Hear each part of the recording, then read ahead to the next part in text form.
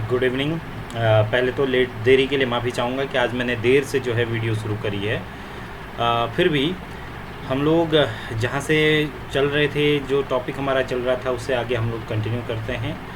आप लोगों का बहुत बहुत शुक्रिया कि आप लोग मोटिवेट कर रहे हैं। बहुत सारे लोग ऐसे हैं जो कमेंट करके कमेंट छोड़ जाते हैं। तो देखिए, यकीनन कमेंट हमारे लिए मोटिवेशन का काम करता है, मेरे लिए भी और सभी लोगों के लिए। मोटिवेशन मीन्स कि एक तरीके से ये महसूस हो रहा है कि हाँ भाई, पढ़ रहे हैं, सामने वालों को कोई लाभ मिल रहा है, और लाभ की स्थिति में जो है हम ज़्यादा प्रयासरत रहें या ज़्यादा प्रयासरत इसके लिए रहते हैं। खैर, ज़्यादा समय इसमें नष्ट न करें, बल्कि सीधे सीधे चलते हैं चंद राजवंश। कल लास्टली आप लोगों ने पढ़ा था चंद राजवंश को। कहाँ तक? चंद राजवंश को मेरे ख्याल से आप लोगों ने अंतिम जो देख लिया था वो देखा था यहाँ तक, देवीचंद तक। देवीचंद तक आप लोगों ने देख लिया था। और देवीचंद की बात करें तो देखिए, मैंने बताया था कि किस तरीके से जो है इसने हरकतें करी थी। उन हरकतों के बाद ज्ञानचंद भी, अजीत चंद भी आप लोगों ने पढ़ लिया था। अजीत चंद के बाद डोटी कल्याण चंद भी आप लोग पढ़ चुके थे। डोटी कल्याण चंद के बाद आपका अगला जो शासक आता है वो आता है राजा दीपचंद। अब आप लोगों को दीपचंद की बात करें तो दीपचंद को थोड़ा सा पढ़ने से पहले आप लोगों को मैं पीछे ले जाता हूं, और एक बारी थोड़ा सा आप लोगों को ये समझाने की कोशिश करते हैं कि क्या हुआ था देवीचंद के समय जो है। क्योंकि देवीचंद एक तरीके से चाटुकार राजा था, चाटुकारों से घिरा हुआ राजा था, और उसकी हत्या जो है गैड़ाओं ने कर दी थी, गैड़ा बिष्टों ने कर दी थी। और गैड़ा बिष्टों की हत्या के बाद अजीत चंद, जो कि क्या बोलते हैं, कठेड़ या पीपली के महाराजा जो है नरपत सिंह का पुत्र था, उसे ला करके गद्दी पे बिठाया गया और उसकी भी हत्या हो गई। बाद में जो है डोटी से कल्याण चंद को बुलाया गया, और कल्याण चंद ने अल्मोड़ा मेन में जो है क्या करा, चंद राजपूतों को मरवाना शुरू कर दिया, जिससे कि ये चाहता था कि जो है कोई अन्य जो है इसकी राज्य पर जो है क्या न करे, दावा न बोले या दावा न करे, इसलिए जो है इसने उनको मरवाना शुरू कर दिया। इसके समय सबसे महत्वपूर्ण घटना 1743-44 में जो है रोहिल नेता अली मोहम्मद खान ने अपने 3 सेनापतियों के साथ आक्रमण किया। पहले में जो है ये हार गए, शिवदत्त जोशी इसका सेनापति था, और पहले में जो है हारने के बाद जब रुद्रपुर या जो माल क्षेत्र था वहाँ ये लड़ाई हार गए, तो ये जो है गढ़वाल के राजा के यहाँ इसने शरण ली, और गढ़वाल के राजा प्रदीप शाह ने जो है युद्ध में मदद करी, और कुछ जो है उधार पैसे वगैरह भी दिए, जिससे कि क्या बोलते हैं, कल्याण शाह को क्या मिल सकता था, क्या मिल पाता, राज्य करने में जो है थोड़ा सहूलियत हो पाती, या जो संधि हुई थी उस संधि में पैसे मिल पाते। पर पैसे न दे पाने की एवज में 1745 में दोबारा से रोहिलों ने आक्रमण किया, पर इस बार जो आपका शिवदत्त जोशी थे वो ज़्यादा तत्पर निकले, और उन्होंने जो है उन्हें रुद्रपुर में या माल क्षेत्र में ही पराजित कर लिया। और पराजित करने के बाद हम बात करें तो कल्याण चंद बहुत लंबे समय तक जिए नहीं, और कल्याण चंद के निधन के बाद उनका जो अवयस्क पुत्र था, यानी कि माइनर जो उनका लड़का था, राजकुमार दीपचंद को जो है गद्दी पे बैठाया गया। अब हम दीपचंद को ही आज जो है पढ़ेंगे। दीपचंद का सबसे पहले तो आप लोग समय काल देख लीजिए। दीपचंद का जो समय काल है वो है आपका क्या, 1747 से जो है 1777 जो है दीपचंद का समय काल है। और इस समय काल में देखिए, ज़्यादा इसका भी समय काल नहीं, बल्कि करीब 30 सालों का जो है ये समय काल देखने को मिलेगा आप लोगों को। और इन 30 सालों में क्या क्या बदलाव इन्होंने किए हैं, उन्हीं बदलावों को हम लोग देखने वाले हैं आगे को। दीपचंद की बात करें तो देखिए, क्योंकि इनके पूर्वजों के द्वारा बहुत सारे कुकीर्ति हुए थे, और शिवदेव जोशी को भी एक बार धोखा मिल चुका था, जैसा मैंने आप लोगों को बताया था। जब शिवदेव जोशी जो है तराई में लड़ रहे थे, तो उन्हीं के जो है कजिन ब्रदर्स के कहने पर जो है इन्होंने क्या नहीं किया, सेना जो है वहाँ नहीं भेजी, तो तराई में नहीं भेजी, जिसके चलते जो है शिवदत्त जोशी को हार का सामना करना पड़ा। पर शिवदेव जोशी बड़े सुलझे हुए व्यक्ति थे। उन्होंने अवयस्क दीपचंद को अपने संरक्षण में लेकर के बहुत सारे दान पुण्य का कार्य इन्होंने करवाया। और क्योंकि शिवदेव जोशी जो है देखिए महारा दल का संबंधित था, और इसलिए जो है फड़त्याल धड़ा जो था, फड़त्याल दल जो बोला जाता है, उन्होंने षड्यंत्र करना शुरू कर दिया, और बोला कि अब दीपचंद की वजह जो है अमर सिंह रौतेला शब्द आ रहा है, तो फिर आप लोगों को बोल रहा हूँ, रौतेला शब्द आ रहा है तो समझ जाइए गुसाई आ रहा हो, रौतेला आ रहा हो। यहाँ पर ज़्यादातर गुसाई रौतेलाओं का ही प्रयोग किया गया है, तो वो राजकुमार है बेसिकली। तो अमर सिंह रौतेला को राजा बनाना चाहते थे, और जिसके चलते अब एक चीज़ मैं आप लोगों को देखिए, थोड़ा सा मैं थोड़ा टॉपिक से हटा रहा हूँ, तो आप लोगों के जहन में बार बार ये बात आ रही होगी कि ये महारा धड़ा, फरत्याल धड़ा है क्या।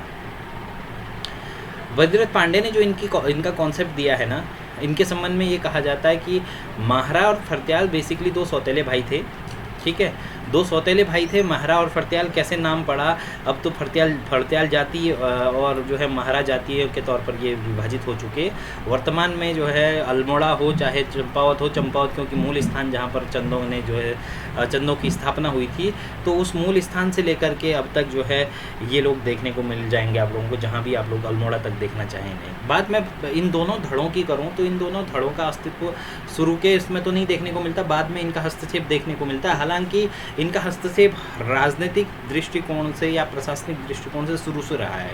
ये हुआ क्या था, देखिए इनके संबंध में जो बीडी पांडे जो कहानी बताते हैं वो ये बोलते हैं कि एक बार जो है राजा जो चंपावत में राजा था, एग्जैक्टली राजा का नाम हो सकता है वो सोमचंद रहा हो या कोई और राजा रहा हो, राजा का नाम तो एग्जैक्टली नहीं पता है, पर वो कहते हैं कि राजा के यहाँ संतान की उत्पत्ति नहीं हो रही थी। और एक बार जो है राजा के क्या बोलते हैं महारानी जो है गर्भवती हुई, और गर्भवती महारानी को 9 महीने होने के बावजूद भी जो है उनके पुत्र को या महारानी को जो है प्रसव पीड़ा नहीं हुई। 9 महीने बीत गए, 10वां महीना शुरू हो गया, प्रसव पीड़ा न होने पर राजा ने क्या किया, बोला जाता है कि राजा ने जो है अपने जो ज्योतिष थे उस समय डडिया गांव के जो जोशी हैं, डडिया गांव के जो जोशी हैं उनको जो है क्या बोला, उनको बोला कि आप ये बताइए महाराज कि देखिए महाराज नहीं बल्कि गुरु शब्द का प्रयोग करते हैं, गुरु आप ये बताइए कि क्या जो ये स्थिति हो रही है मेरे दरबार में या मेरे राजकाल में ऐसी क्या स्थिति हो गई। तो जो है जोशी जी या ज्योतिष जी ये बताते हैं, वो ज्योतिष महाराज ये बताते हैं कि आपके यहाँ किसी जो राक्षस का जो है क्या हो रखा है, नज़र लगी हुई है, और वो राक्षस वो बोलते हैं कि फला जगह पे, मतलब कोई एक निर्धारित स्थान बताते हैं और बताते हैं कि उस पत्थर के नीचे वो जो है सांप के रूप में वो राक्षस बैठा हुआ है, और वो जो है आपके राजकाज को चलने में या आपके ऊपर नज़र गड़ाए हुए हैं, उसकी नज़र लगी है। इसलिए जो है महारानी 10 माह की होने के बाद 9 महीने पूरे होने के बावजूद भी उन्हें प्रसव पीड़ा नहीं हो रही है। तो ऐसी स्थिति में राजा कहता है इसका सॉल्यूशन क्या निकाला जाएगा, तो सॉल्यूशन बोलता है कि उस सांप रूपी राक्षस को मारना पड़ेगा। अब सांप रूपी राक्षस को मारने की बात होती है तो राजा घोषणा करवाता है कि जो इस राक्षस को मारेगा जो है उसे इनाम दिया जाएगा, ठीक है। राजा की घोषणा सुनते हैं, ये दोनों भाई माने जाते हैं बड़े बलशाली भाई थे दोनों, क्या बोलते हैं सौतेले भाई थे बेशक, पर ये दोनों बड़े उसमें आए, दोनों सौतेले भाई इधर आते हैं, और एक भाई ने जो है सबसे पहले पत्थर को तोड़ा और दूसरे भाई ने पत्थर तोड़ते ही जो है सांप को मार डाला। तो देखिए पत्थर तोड़ने वाला जो भाई था उसे जब ये दोनों गए, देखिए इन्होंने क्या किया, जब जो पत्थर तोड़ने वाला भाई था और मारने वाला भाई था दोनों गए, दोनों राज दरबार में गए और बोला, एक बोलने लग गया कि जो है सांप को मैंने मारा, दूसरे ने कहा मैंने मारा। तो दोनों पे ये बहस चल रही थी, तो राजा ने कहा जिसने भी वो किया है मेरे लिए दोनों ने बराबर काम किया। अब इन दोनों की आपसी बहस में क्या हुआ, राजा ने ये पूछा कि पत्थर किसने तोड़ा था, यानी कि फोड़त्याल कौन था, फोड़ने वाला कौन था, पत्थर को फोड़ने वाला कौन था। तो फोड़त्याल शब्द जो यहाँ पर आया तो वही फोड़त्याल शब्द वर्तमान में फरत्याल हो गया, और जो फरत्याल जाति है या फरत्याल वर्तमान में अस्तित्व में जो आते हैं तो वो माना जाता है कि राजा ने फोड़त्याल यानी कि पत्थर फोड़ने के कारण उन्हें फोड़त्याल, और दूसरा बोला कि मारा कौन था, जिसने सांप को मारा, तो मारा से जो है महारा बना। तो फरत्याल और जो महारा है बेसिकली ये क्या माने जाते हैं, सौतेले भाई आपस में माने जाते हैं, और इनको राजा ने जो है बराबर का सम्मान दिया। और यही सम्मान क्या था, बाद में जाकर गले की फांस कैसे बन रहा है कि वो दोनों चाह रहे हैं कि दोनों में आपस में नहीं बन रही, दोनों भाइयों में एक चाहता है कि एक के गुट का राजा बने, दूसरा चाह रहा है कि मेरे गुट का राजा बने। तो यहाँ पर हम जो बात कर रहे हैं, यहाँ पर हम बात कर रहे हैं, तो देखिए जो शिवदेव जोशी था वो महारा गुट का सदस्य था, और शिवदेव जोशी जब महारा गुट का सदस्य था तो शिवदेव जोशी के संरक्षण में दीपचंद राजकाज कर रहा है, ठीक है। और फरत्याल धड़ा जो है इससे नाराज़ था, वो चाहता था कि अमर सिंह रौतेला राजा बने, तो उन्होंने क्या करना शुरू कर दिया, आपस में जो है एक तरीके से भिड़ाना शुरू कर दिया, जिसकी मैं चर्चा कर रहा था हरिराम जोशी की। अब यहाँ पर आ रहा है, देखिए शिवदेव जोशी ने अपने जो चचेरे भाई, बार बार जो ये षड्यंत्र रच रहा था, अपने चचेरे भाई हरिराम जोशी को जो है काशीपुर परगने का हाकिम नियुक्त किया, और काशीपुर परगने में जो है हाकिम नियुक्त किया गया, तो हरिराम जोशी ज़्यादा महत्वाकांक्षी व्यक्ति माना जाता है। महत्वाकांक्षा मतलब वो महत्व के लिए ज़्यादा वो था, वो चाहता था कि उसे कैसे भी जो है शिवदेव जोशी की सीट मिल जाए, यानी कि वो सेनापति बनना चाहता था बेसिकली। अब वो छोटे से क्षेत्र के हाकिम से वो क्या करता, हाकिमी से वो क्या करता, तो उसने क्या किया, अपने स्थान पर एक मुस्लिम व्यक्ति को अपने सारे कार्य सौंपे, और काशीपुर क्षेत्र में बोला कि तो मुझे समय समय पर भाई टैक्स दे, पैसे दे, और वो मुस्लिम व्यक्ति जो था वो अपनी इच्छा अनुसार जो है लूटपाट वहाँ पर करने लग गया। अब इसकी शिकायत शिवदेव जोशी को पड़ी, पर शिवदेव जोशी, क्योंकि देखिए शिवदेव जोशी का वर्चस्व चल रहा था, तो शिवदेव जोशी ने ज़्यादा कोई बात, तो मतलब एक तरीके से बात दबाने की कोशिश की, पर हरिराम जोशी ने ये बात अभी भी नहीं मानी। हरिराम जोशी जाकर के मिल गया किनसे, फरत्याल धड़े से, और फरत्याल धड़े से या फरत्याल दल से मिला, और फरत्याल दल से मिल करके अमर सिंह रौतेला के साथ ये लोगों ने युद्ध की रणनीति बना ली। और वर्तमान जो सितारगंज के पास, सितारगंज सिडकुल के पास एक स्थान पड़ता है, जिस स्थान को बोलते हैं चोरगलिया, तो चोरगलिया नामक स्थान पर इन लोगों ने मिल करके क्या किया, अमर सिंह रौतेला के नेतृत्व में युद्ध छेड़ दिया। किसके खिलाफ, दीपचंद के खिलाफ, यानी कि शिवदेव जोशी के खिलाफ। और शिवदेव जोशी ने इस विद्रोह को का दमन यहाँ पर कर दिया। इस विद्रोह को जो है कुमाऊं के इतिहास में फरत्यालों का गदर भी कहते हैं, क्योंकि पूरी तरीके से सत्ता परिवर्तन, तख्ता पलट चाहते थे यहाँ पर ये लोग, और तख्ता पलट नहीं हो पाया, क्योंकि शिवदेव जोशी बड़ा शालीन और समझदार व्यक्ति माना जाता था। उसने जो है तख्ता पलट होने से बचा लिया और अमर सिंह रौतेला के विद्रोह का यहाँ दमन कर दिया। और अमर सिंह रौतेला और हरिराम जोशी ने यहाँ से भाग करके जो है गढ़वाल में शरण ली, और हरिराम जोशी ने ही, देखिए यहीं पर बात आ रही है, हरिराम जोशी ने ही उकसा करके प्रदीप शाह को ये कहा कि कुमाऊं का राजा तो बड़ा कमज़ोर है, अभी छोटा सा बच्चा है, ऐसा करिए कि आप जो है कुमाऊं पर हमला कर दीजिए। तो कुमाऊं पर हमला करने के लिए हरिराम जोशी ने उन्हें उकसाया, किसको, प्रदीप शाह को। और हरिराम जोशी ने ये कहा कि आपके तो महाराज दो दो पुत्र हैं, एक पुत्र को आप कुमाऊं की गद्दी पे बिठाना और एक पुत्र को आप जो है गढ़वाल की गद्दी पे बिठाना। तो प्रदीप शाह को भी बड़ा लालच आया, उसने जो है तुरंत ही युद्ध की बिगुल बजा दिया। और इस घटना को कुमाऊं में जोशी का उल्कापात कहा जाता है। याद रखिएगा, ये हरिराम जोशी का उल्कापात था। अभी तो आप हरिराम जोशी को ही पढ़ रहे हैं, बाद में अभी आप लोग हरकदेव जोशी, जिसे हर्षदेव जोशी, काली कुमाऊं का चाणक्य, जिसे कुमाऊं का जिसे चाणक्य कहते हैं, उसे बाद में पढ़ेंगे। यहाँ पर अभी हरिराम जोशी को पढ़ रहे हैं, तो जोशी का उल्कापात कहते हैं। और प्रदीप शाह ने जो है हरिराम जोशी से प्रभावित होकर के बड़ी सेना तैयार करी, और 1754 में जो है आक्रमण के लिए गढ़वाल से निकल गए, और गढ़वाल से आक्रमण के लिए निकल गए। तो 17 जून 1755 में शिवदेव जोशी और शिवदेव जोशी और गढ़ सेनापति जो है नरपति गुलेरिया, गढ़ सेनापति नरपति गुलेरिया और कुमाऊं का सेनापति शिवदेव जोशी, इन दोनों के बीच जून 1755 में युद्ध हुआ। और ये माना जाता है, देखिए गढ़वाली सेना दो हिस्सों में बट करके आई थी। तो एक तरफ थे आपका, एक तरफ नेतृत्व संभाला था खुद महाराज ने, प्रदीप शाह ने, और दूसरी तरफ नरपति गुलेरिया ने जो है युद्ध संभाला था या नेतृत्व संभाला था। नरपति गुलेरिया क्योंकि ज़्यादा शक्तिशाली, सेनापति के साथ ज़्यादा सेना थी, और प्रदीप शाह जो है कम सेना के साथ चल रहे थे, क्योंकि वो उनका पीछे से जत्था चल रहा था।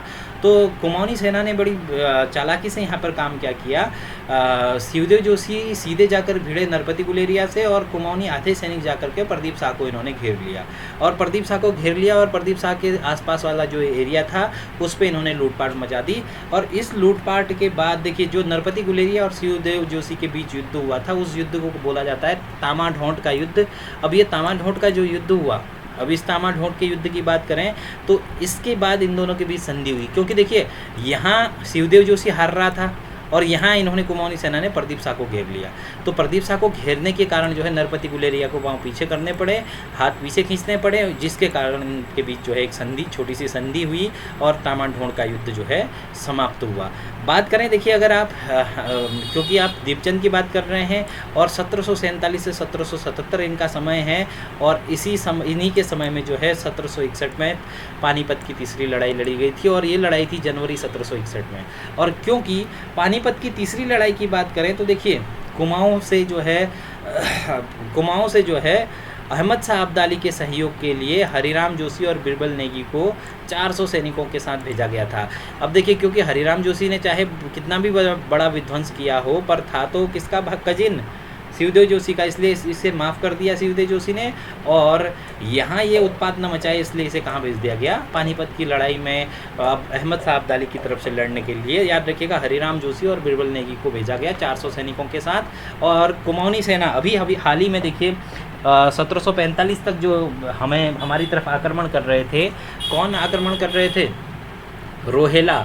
तो उन्हीं रोहेलाओं के अंतर्गत कुमाऊनी सेना को रखा गया। और रोहेला जो सेना के सेना नायक थे वो थे रहमत खां की ब्रिगेड में जो है इस कुमाऊनी सेना को रखा गया। दो दुश्मन आपस में जो है एक सेना के रूप में यहाँ पर लड़ाई कर रहे हैं। अब यहाँ पर बात करें बहुत महत्वपूर्ण चीज़ राजा दीपचंद की, तो देखिए बात जैसे दीपचंद मैच्योर होता है, बोला जाता है कि दीपचंद के कोई पुत्र नहीं हो रहे थे। अब पुत्र न होने की दशा पे इसने जो है देखिए, इनकी बड़ी रानी का नाम तो था दिलीप मंजरी या सुंदरी बोला जाता है इसे, और छोटी रानी जो कि दिलीप मंजरी की ही जो है बहन माना जाता है, तो उसका नाम था श्रृंगार मंजरी। तो दोनों देखिए, इसने 2 विवाह किए। बड़ी रानी का नाम था दिलीप मंजरी, जिससे इससे बहुत ज़्यादा लगाव था, पर पुत्र प्राप्ति न होने के कारण इसने श्रृंगार मंजरी से विवाह किया। और ऐसा होता है कि जब 2 रानियां हों और जिससे पुत्र की प्राप्ति हो जाती है तो राजा उसकी तरफ ज़्यादा आसक्त हो जाता है, यानी कि एक तरीके से उसकी तरफ ज़्यादा उसका रुझान हो जाता है। हुआ यहाँ भी यही। 1760 में जो है छोटी रानी ने, श्रृंगार मंजरी ने पुत्र को जन्म दिया, और पुत्र को जन्म देते ही उसने राजकीय कार्यों में हस्तक्षेप करना शुरू कर दिया। और चूँकि माना जाता है कि दिलीप मंजरी को कैंसर जैसा कोई भयंकर बीमारी थी और कैंसर जैसे रोग के कारण उसका निधन हो गया, तो क्योंकि राजा दीपचंद दिलीप मंजरी को बहुत चाहते थे, इसलिए उन्होंने दिलीप मंजरी की जो है 4 फीट ऊंची एक अष्ट धातु की मूर्ति बनाई, जो मूर्ति वर्तमान में गायब है, वर्तमान में चोरी हो चुकी है। जागेश्वर मंदिर में ये मूर्ति रखवाई गई थी, वर्तमान में ये मूर्ति देखने को नहीं मिलती। कुछ पुरानी फोटोज ही केवल इसकी जो है इसके हैं हमारे पास। खैर, और इसने जो है अल्मोड़ा में दीप चंद्रेश्वर जो है मंदिर भी बनवाया था। अब देखिए, जब श्रृंगार मंजरी के बारे में हम बात करें, जैसे ही पुत्र की प्राप्ति हुई श्रृंगार मंजरी से, उसने क्या किया, राजा को दरकिनार करके वो राजकीय कार्यों में हस्तक्षेप करना शुरू कर देती है। और अपने साथ रानी दल में इसने बक्सी नियुक्त किया। किसको बक्सी मतलब एक तरीके से क्या हो गया, सेनापति जैसा सेनापति नियुक्त किया मोहन सिंह रौतेला को। मोहन सिंह रौतेला को जो है इसने बक्सी नियुक्त किया। ये भी चंदवंशी है, और मोहन सिंह रौतेला भी बड़ा महत्वाकांक्षी व्यक्ति था। उसने भी जैसे ही उसे मौका मिला, राजा बूढ़ा हो चुका था, रानी यंग थी वैसे, और जो है इनका पुत्र बहुत छोटा था। मोहन सिंह को जैसे ही मौका मिला, उसने क्या किया, राजा और रानी को बंदी बना करके रानी की हत्या कर दी, और राजा रानी की हत्या कर दी। और इनके छोटे पुत्र को जो है इसने क्या कर दिया, बोला जाता है इनके दो पुत्र हुए, तो 2 पुत्रों को जो है इसने बंदी बना करके जेल में रखा, और जेल में रखने के बाद कुछ समय बाद इसकी ने हत्या कर दी। और छोटा सा देखिए, मोहनचंद ने फिर यहाँ पर मोहन सिंह रौतेला जो है मोहनचंद नाम से जो है कुमाऊं में अधिकार करता है। बची कुची जो विद्रोह करने वाली सेना, विरोध करने वाली सेना थी, उसे हल्द्वा के छोटे से युद्ध में इसे पराजित करके जो है इसने 1777 में क्या बोलते हैं कुमाऊं की गद्दी कब्जा ली, और कुमाऊं में जो है ये मोहन सिंह रौतेला जो है मोहनचंद के नाम से शासन करने लग गया। और ये एकमात्र ऐसा शासक है जो 2 बार गद्दी में बैठता है। पहली बार देखिए 1777 से 79 तक ये गद्दी में बैठेगा। अब आप लोग बहुत नज़दीक आ गए हैं, जैसे ये इतना नज़दीक आप लोग पहुंच चुके हैं कि जस्ट बाद हम लोग पढ़ने जाएंगे, फिर इसके जस्ट बाद हम लोग पढ़ेंगे क्या, गोरखा आक्रमण। गोरखा आक्रमण बहुत सारी वीडियोज़ में बना चुका हूँ, तो उसे आप लोग ज़्यादा आसानी से समझ पाएंगे। मोहनचंद की बात करें तो मोहनचंद ने जो है दीपचंद और इनकी हत्या करके गद्दी पे बैठ गया। और इसके समय जो जोशी बंधु थे, जोशी भाई थे, जोशी बंधु जो थे वो कहाँ थे, बरेली में थे। और जोशी बंधु बरेली में थे, और उसी समय जो है क्या बोलते हैं, जोशी बंधुओं ने बड़े साजिशतः कार्य किया है। इन्होंने क्या किया कि इस समय जो है गढ़वाल का शासक ललित शाह हो गया था, और ललित शाह जब शासक हो गया था तो ललित शाह ने सिरमौर पर आक्रमण किया था, और सिरमौर पर आक्रमण करके 1777 की बात है, ललित शाह हार गया था। अब उस हार को भुनाने के लिए ये दोनों भाई बरेली से गढ़वाल जाते हैं, जोशी बंधु, और गढ़वाल जाकर के जो है उन्होंने ललित शाह से ये कह रहे हैं कि आप जो है कुमाऊं पे आक्रमण करो, हम आपकी मदद करेंगे। और हम मदद तो करेंगे ही, बल्कि हम क्या करेंगे, आपके एक पुत्र को जो है हम कुमाऊं में जो है राजगद्दी संभाल देंगे और हम उसके अधीन जो है कार्य करेंगे। ये बात उन्होंने कही। और यहाँ पर देखिए ललित शाह भी इनके झांसे में आ गया, जोशी बंधुओं के झांसे में आ गया। और इसने गढ़ नरेश ने जो है प्रेमपति खंडूरी के नेतृत्व में, प्रेमपति खंडूरी जो गढ़वाल का सेनापति उस समय है, प्रेमपति खंडूरी के नेतृत्व में क्या किया, लोहबा के मार्ग से आक्रमण कर द्वाराहाट क्षेत्र तक पूरा कब्जा कर लिया। और 1779 में बगवाली पोखर में एक युद्ध होता है जिसमें गढ़वाली सेना जो है विजयी होती है। और गढ़वाली सेना के विजय होते ही ललित शाह क्या करते हैं, अपने छोटे पुत्र प्रद्युम्न शाह का, जो कि अभी तक यहाँ कुमाऊं आया नहीं है, प्रद्युम्न शाह को जो है प्रद्युम्न चंद के नाम से जो है गढ़वाल में क्या कर देते हैं, राज्याभिषेक कर देते हैं। और 1780 में जो है बोला जाता है कि 1780 में जो है ललित शाह प्रद्युम्न शाह को लेकर के कुमाऊं आए थे। और वो वापस जाते हुए क्या बोलते हैं, गनाई गेवाड़ जो क्षेत्र है, यहाँ घाम यानी कि मलेरिया से जो है इनका ललित शाह का निधन हो गया। और ललित शाह के निधन के बाद बहुत कम आयु में प्रद्युम्न शाह ने 1779 में जो है ऊपर इनका राज्याभिषेक तो हो गया था, पर ये कुमाऊं पहुँचे 1780 में कुमाऊं पहुँचे। और कुमाऊं में जो है क्या करना शुरू कर दिया, इन्होंने गद्दी संभालनी शुरू कर दी। और कुमाऊं की गद्दी संभालते ही देखिए गढ़वाल में ललित शाह के बाद उनका जो बड़ा लड़का था जयकृत शाह गद्दी पे बैठा, और प्रद्युम्न शाह को कुमाऊं की गद्दी पे प्रद्युम्न चंद के नाम से गद्दी पे बिठा दिया गया। अब क्योंकि प्रद्युम्न चंद जो है अल्पायु में था, तो जयानंद जोशी और हर्षदेव जोशी ने शासन की जिम्मेदारी अपने कंधों में ले ली। ये दोनों जोशी बंधुओं ने जो है अपने कंधे पे पूरी जिम्मेदारी ले ली।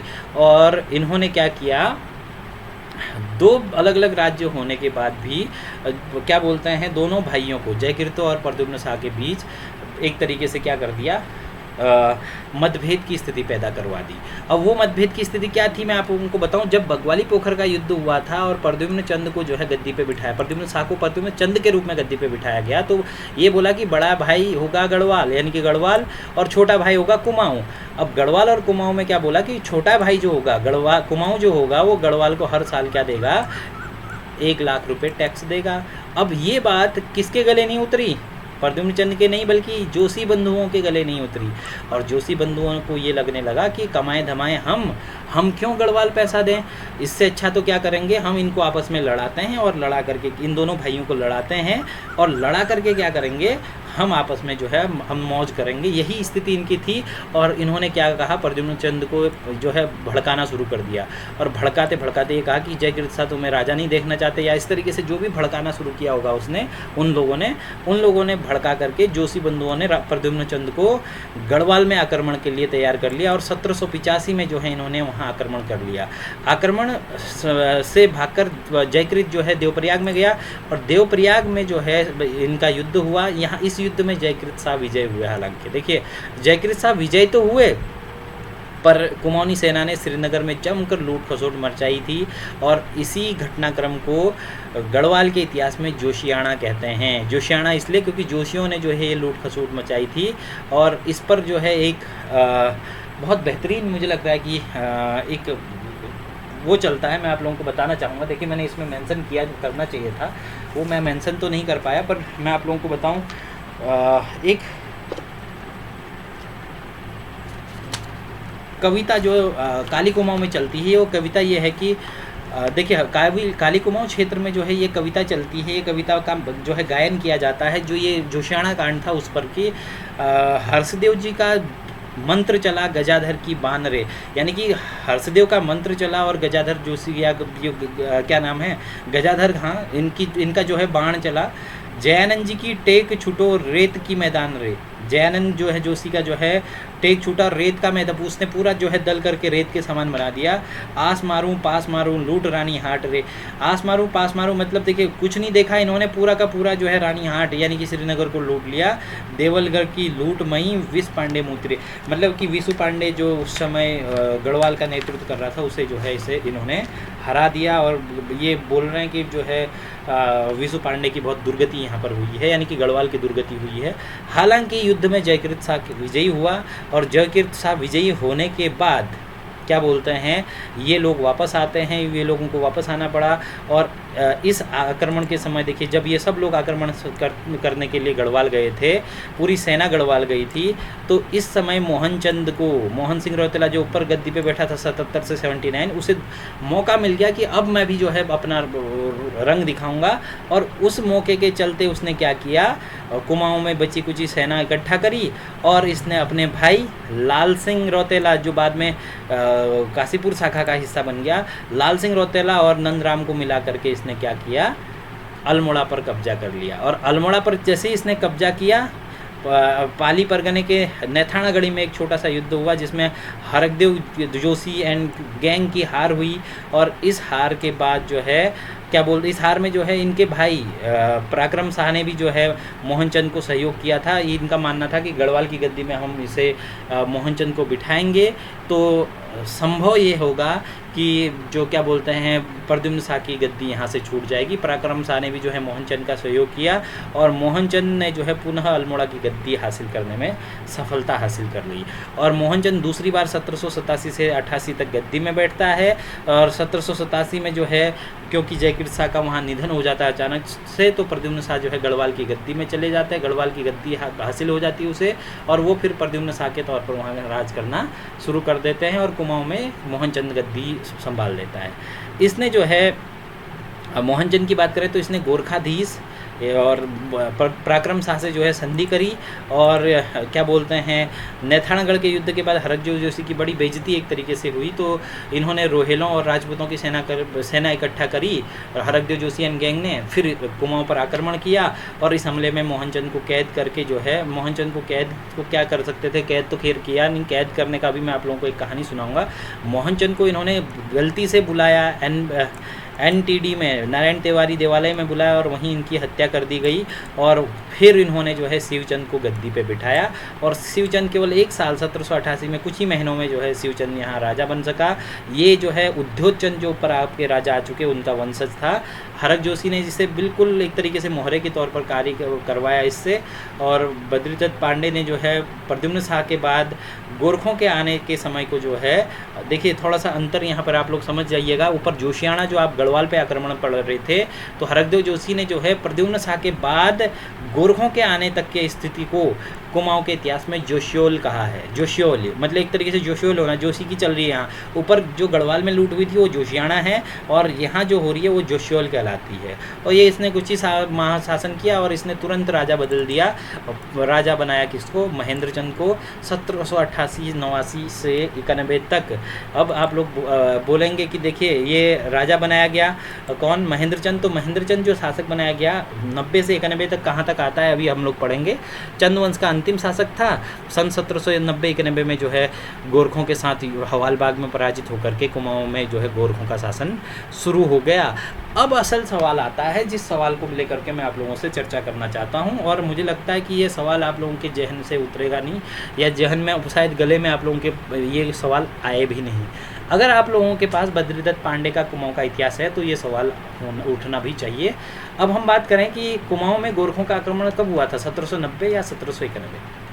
तो मेरा जो मानना है, मैंने बहुत सारे रेफरेंसेस के आधार पर, खासकर बद्रीदत्त पांडे के रेफरेंस के आधार पर बहुत बड़ी टेबल बना करके ये चीज़ समझाने की कोशिश करी हुई है कि जो कुमाऊं में जो आक्रमण था इनका, वो आक्रमण कब था। सीधे सीधे देख लीजिए, मार्च अप्रैल 1791 में था। इसके पीछे का लॉजिक जो मैंने गणना करी है, वो गणना तो मैं यहाँ पर इतना लंबा समय हो जाएगा, गणना तो मैं आप लोगों को बता नहीं रहा हूँ, पर इतना ज़रूर बता रहा हूँ। देखिए हमारे पास जो अन्य रेफरेंसेज हैं कि 1791 में था। हालांकि आप लोगों को मैं यहीं पर निश्चिंत कर दूँ, अभी आप लोग 1790 के साथ जाइए, कोई दिक्कत नहीं, क्योंकि BD पांडे को अधिकतर लोग फॉलो करते हैं और 1790 सभी लोग लगभग मानते हैं, आयोग भी मानता है। पर 1791 जो है वो मैं साबित करने की कोशिश इसलिए कर रहा हूँ क्योंकि मेरे पास बहुत सारे प्रमाण इसके लिए हैं। जैसे तत्कालीन जो गोरखों के लामोपाट गुरु, लामोपाट बोलते हैं युद्ध गुरु को, लक्ष्मीधर पांडे ने लिखा है, चैत्र मास दिनगता 11 चैत्रवदी 1 रोज 2 अल्मोड़ा मन्ने को दिन, यानी कि अल्मोड़ा जीतने का दिन जो था, चैत्र मास के 11 चैत्रवदी 1 रोज़ 2 यानी कि सोमवार के दिन, क्योंकि संडे से वहाँ संडे पहला दिन होता है, हमारे यहाँ जैसे मंडे पहला दिन होता है ना, नेपाल में संडे पहला दिन होता है, मंडे दूसरा दिन होता है। रोज़ 2 मतलब दूसरा दिन, यानी कि मंडे के दिन इन्होंने जो है वहाँ वो किया था। और ये तिथि जो हम लोग गणना कर रहे हैं ऊपर टेबल के आधार पर, ये तिथि बनती है 18 अप्रैल 1791। हाँ, फिर मैं बोल रहा हूँ कि आप लोग 1790 के साथ अभी फ़िलहाल जाइए, उसमें कोई दो राय नहीं है। पर मैं जो प्रमाण इकट्ठा कर रहा हूँ वो प्रमाणों के बाद मैं बोल रहा हूँ। जैसे देखिए MC रेग्मी, महेश चंद्र रेग्मी ने एक किताब लिखी द गोरखाली एम्पायर, उसके पृष्ठ नंबर 4 में उन्होंने लिखा है कि गोरखों ने जो अल्मोड़ा जीता था वो 1791 में जीता था। इसके अलावा जदुनाथ सरकार ने एक किताब, जदुनाथ सरकार वो अन्य के द्वारा संपादित, जदुनाथ सरकार तो हिस्टोरियन है, फेमस हिस्टोरियन है, आप लोगों ने नाम सुना होगा, उनके द्वारा संपादित एक पुस्तक है पूना रेजिडेंसी कोरस्पोंडेंस वॉल्यूम 1 के पृष्ठ संख्या 378-79 के लेटर संख्या 272 में भी इसका प्रमाण, स्पष्ट प्रमाण मौजूद है कि गोरखों ने 1791 में आक्रमण किया था या कब्जा किया था। हालांकि मैं फिर कह रहा हूँ आप लोग 1790 के साथ फ़िलहाल जाएं, उसमें मैं आप लोगों से फ़िलहाल बहस नहीं करूँगा, आप लोग जाएं। पर ये ज़रूर है कि 1791 में गोरखों ने जीता था, और इसके मैं अधिकतर प्रमाण जुटाने की कोशिश कर रहा हूँ। उनमें से एक प्रमाण जिसकी व्याख्या डॉक्टर मदन चंद भट्ट जी ने की है और वो हमारे पास उपलब्ध नहीं है। इस वजह से मैं जो है इसको बिल्कुल स्पष्ट प्रमाण के तौर पर आप लोगों के सामने नहीं रख सकता। मैं आयोग से इसलिए इसमें भिड़ नहीं पाऊँगा क्योंकि मेरे पास वो प्रमाण नहीं है जो कि सितंबर 1790 का है। सितंबर 1790 में लास्ट राजा महेंद्र चंद द्वारा एक ताम्रपत्र दिया गया है, जो ताम्रपत्र रामेश्वरम मंदिर को दिया गया है, ऐसा मदन चंद भट्ट जी ने लिखा हुआ है। अगर वो ताम्रपत्र हमें मिलता है तो हम स्पष्टतया फिर हम ये बात कह सकते हैं कि 1791 में ही, क्योंकि अगर मान लीजिए अप्रैल 1790 में वो गोरखे आ चुके होते तो फिर महेंद्र चंद सितंबर 1790 में जो है कैसे ताम्रपत्र देता, इस चीज़ को आप लोगों ने सोचना चाहिए। खैर वो हमारे पास प्रमाण आएगा तब देखेंगे। आज के लिए इतना ही। आज की वीडियो जैसी भी लगी हो आप लोग कमेंट करें। चंद राजवंश को मैं यहीं पे ख़त्म कर रहा हूँ। चंद राजवंश का जो प्रशासनिक मुद्दा है, पर चंद राजवंश का प्रशासन मैं ऑलरेडी इसमें फीड कर चुका, गोरखा काल फीड कर चुका। और तीसरा आप लोगों की बात करूं, देखिए चंदों का जो गोरखाओं के समकालीन जो जिस तरीके से चंद रह रहे थे वो भी आप लोगों ने पिछली वीडियोस में देख ली। तो आज मैं इसे यहीं पे समाप्त कर रहा हूं। आप लोग मुझे बताइएगा कि कैसी लगी वीडियो। चंद राजवंश को मैंने बहुत शॉर्ट में मेरे ख्याल से ख़त्म कर दिया है। अब आप लोगों से मैं कमेंट की इच्छा रखूँगा, कमेंट की दरकार करूँगा। आप लोग कमेंट करके मुझे ये बताएँ कि आप लोगों को ये वीडियो कैसी लगी, तब जा कर के नेक्स्ट कौन सा टॉपिक हम लोग जल्द शुरू करें, यानी कि कल से नेक्स्ट टॉपिक कौन सा होगा ये भी आप लोग तय करेंगे, उस हिसाब से हम लोग आगे चलेंगे। आज के लिए थैंक यू, धन्यवाद।